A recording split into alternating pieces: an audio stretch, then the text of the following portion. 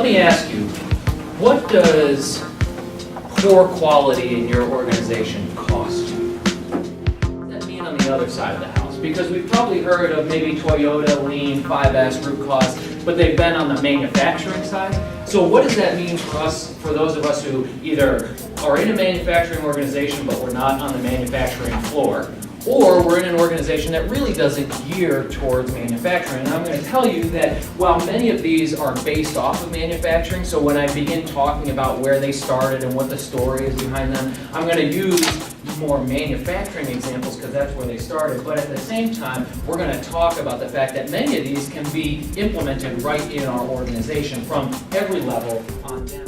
Because I want to make sure that we touch on all those and we're able to walk out of here feeling like we've at least grasped some new concept or some new idea. We're walking away with something in our pocket that I can then go and apply when I get back to work.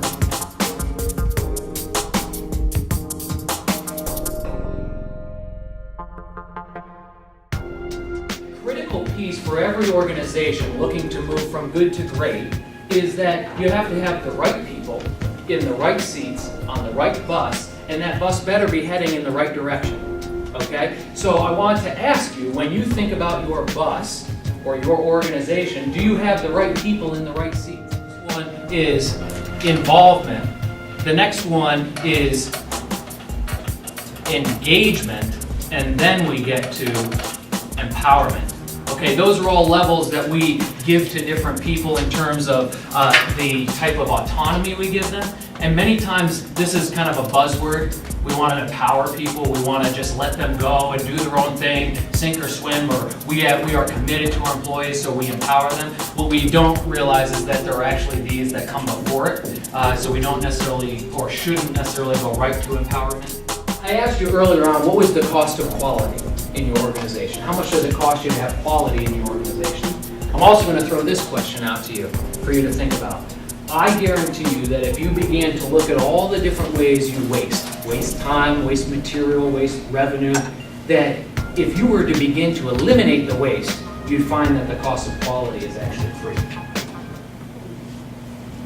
The cost of quality is actually free. For originality, innovation, okay, so if you're looking for original ideas, they usually come on ideas 17, 18, and 19.